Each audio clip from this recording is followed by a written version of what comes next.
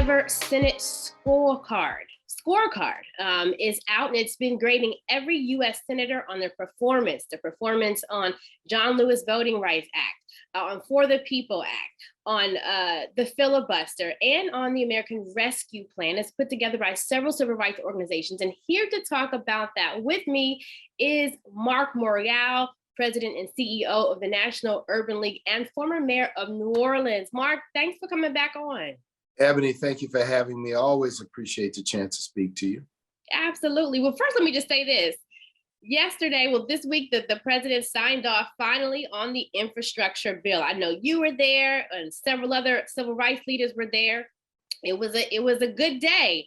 What was your feeling being in that? It was a strong day. First of all, post the pandemic, to be at the White House for a bill signing ceremony for the first time in many, many years, to be able to go to the White House for something positive, something constructive, something that's been a long time in the making. And we at the National Urban League called for an comprehensive infrastructure bill through our Main Street Marshall Plan more than 5 years ago. And it is so refreshing and positive to see that this jobs and infrastructure plan incorporated many of the recommendations and provisions that we suggested: a focus on public transit, a focus on broadband, the commitment to racial equity and justice and Black business participation in the work, a focus on water systems, on addressing the clean water problem that was dramatized by the challenges we saw in Flint. So this bill, long time in coming, and it is a change in priorities, Ebony, from what we've seen for the last 20 years, and that is a focus on investments in wars, investment in tax cuts for only the wealthiest Americans. That's where our money has gone. Yes.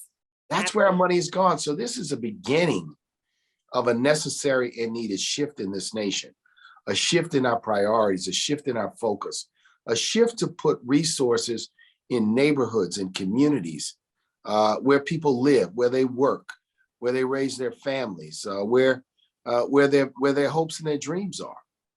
Absolutely. I'm waiting to see which projects. I know cities up front will get about $100 million, and then states will, and then they'll then go down the list and prioritize to see who gets money next. I'm also interested to see, I pray to God that we can get this human infrastructure bill passed, because that's really important and crucial to our community. So it's a wait and see, but we will absolutely do a little lap for this one.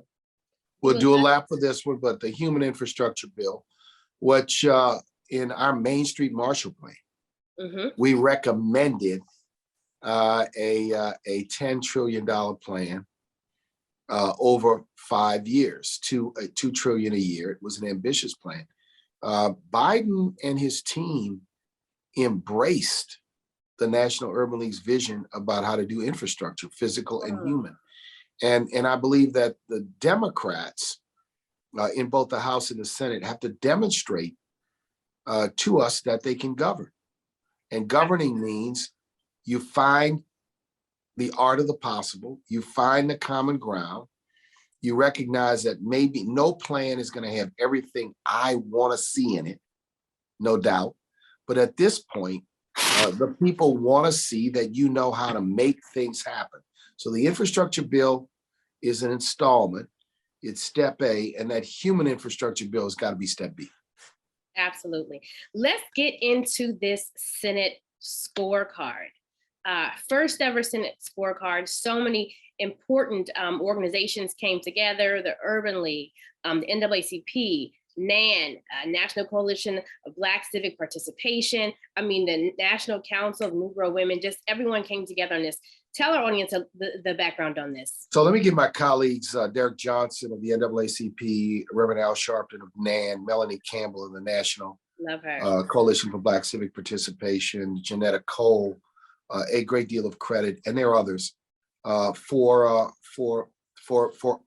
coming together. We came together, and we've worked on voting rights all year through meetings with the president, meetings with Joe Manchin, meetings with Chuck Schumer, meeting with the Congressional Black Caucus, meeting, working, pushing, advocating, marches. I'll be going to Melanie's walk today. We'll walk from the Dorothy Height building down to the Supreme Court. We have been working because voting rights is that important. And we decided collectively that we needed to put out a measuring stick, our own, that says to our constituents, this is where your United States Senator stands on voting rights today. This is a midterm scorecard. And that means that these grades can change if these members step up and do what is necessary to pass voting rights. Ultimately, it is the outcome that matters. And if it requires a Senate filibuster carve out, reform, or exception, that's what it's going to require. You reform the filibuster to confirm Supreme Court justices, Mr. McConnell. You reform the filibuster to confirm many of President Obama's appointees, Mr. Reid. The notion that somehow the filibusters become part of the Magna Carta, one of the 10 commandments, some constitutional precept handed down by the founding fathers is false. It's a Senate rule. Right. And what's more important, this Senate rule that was used by Strom Thurmond and others to block civil rights, or the protection of democracy, or the right to vote. Which is more important? We are at that junction point in American history when you look at what has occurred. January 6th, voter suppression laws in Texas and Georgia, North Carolina, some 40 states, some 19 states, gerrymandering, the pandemic of racial gerrymandering and partisan gerrymandering. The Congress can stop this in its tracks. Absolutely. The same way they stop segregation, the same way they stop poll taxes, the same way they stop literacy tests. They've got to rise to the occasion. This scorecard is a call to action, but it's also a lens. And we're saying no more okie doke. You can't come and say, oh, I'm for voting. No, we're grading your votes. And every Republican, when I was looking at it, every Republican, which wasn't quite surprising, received an F. They failed. Now, some Dems got A's. And some of these Republicans, 15 years ago, voted for an extension of the Voting Rights Act. Right. They have flip-flopped. Why have they flip-flopped? They owe an explanation to the American people. They owe an explanation to their constituents as to why they would flip-flop on a issue. And then all these senators have to understand they stand in the breach of how they will be evaluated in American history on these issues. But do you think that part of this also is the hand of Trump being in this? If we have some that have been flip-flopping, we've got the issue of the January 6th insurrection and Steve Bannon and, the Stop the Steal going on. Do you believe that was a major reason? How much is he playing in this? I think that it is absolute Trumpism. Trump is a part of Trumpism, but Trumpism is bigger than Trump. Right. It's a pernicious philosophy of nationalism and hatred, stewed up in a wicked potion. Really, since Obama won, right? So even since 2008, we've been seeing, especially when you're talking about voting rights rules changing throughout the states. I mean, it's absolutely crazy. It's a poisonous potion which says power, power, power. The law be damned, the Constitution be damned, the rules be damned. And it is spiced with hatred, what we call ethnocentrism,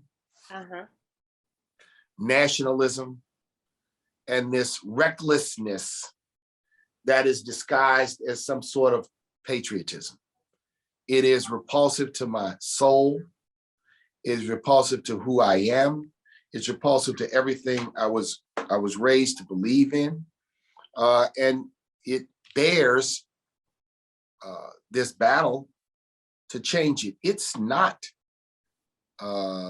just a partisan kind of thing. This is much more visceral, much more gut at who we are as a country. Absolutely. I'll quote a good friend of mine, Cliff Albright, with Black Voters Matter, that just came on the show and said, you know, white supremacy is a hell of a drug. And that's what we see happening. It's a poisonous, addictive drug. It is easy for people to get drunk on power and privilege. And, you know, I feel like, you know, I grew up raised in a generation of civil rights activists, lawyers, educators, politicians. I got involved in elected office with the view that it was a way that government could improve the lives of people and could pursue a more equitable future. And then became a civil rights leader to pursue the very same. And the idea that here we are in the 21st century, 20 years in, fighting battles that our grandparents and parents fought over again is one hell of a wake-up call for all of us. I'm glad you mentioned that, because I saw days ago that you tweeted out just the anniversary 44 years ago of your father's election as mayor of New Orleans. What do you think he'd be saying in this moment? He'd be mad as a rattlesnake. I mean, he would be fired up. I mean, he would be, I mean, he and his generation who, you know, brought lawsuits and marches and fought and struggled. They would, my mother says we're going backwards. She says some of this is worse than the 1960s. Yeah. She sees Trump as the embodiment of the George Wallace and the Leander Perez and the vicious segregationists of that time period, who offered no excuse, who were proud, you know, of their fealty and loyalty to segregation. But those folks aren't heroes in anybody's books today. Well, they're trying to be. They're trying to resuscitate them, but what they've done is that's the crazy part. They're trying and they're trying to create a new lost cause movement, right? To redefine. But that is why people of goodwill, people of all backgrounds and races, this battle against this has to be multiracial. It has to be multicultural. It has to be hooked, Ebony, to a vision of what we want the nation to become. That we want the nation to become a multicultural, but who's defining multi-ethnic democracy? Because that's a good conversation. We have to define it. We have to define more of the vision, and we need leaders. You know, I remember listening with great intentionality and about Nelson Mandela when he emerged from Robbins Prison, and he spoke about building a multicultural democracy in South Africa. What we must embrace is not simply what we are against. We must talk about what we are for. And so what we are for is a multicultural democracy that embraces principles like opportunity, equity. And when we say freedom, we mean the freedom to vote. We mean the freedom to have access to economic and educational opportunity. We mean a nation that is committed to the doctrine of equity. The etching at the Supreme Court says equal justice under law. And if you believe in that precept, we have to articulate that precept today. And I believe firmly that the only future that works for this nation is to become a multi-ethnic, multiracial, democracy, Right. where we are all Americans tied together by principles.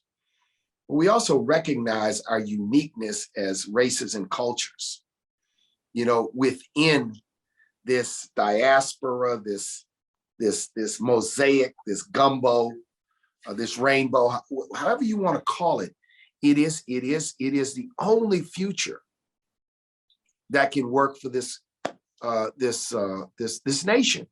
And to me, that is what we have to work for. That is what we have to fight for. That is what we have to build.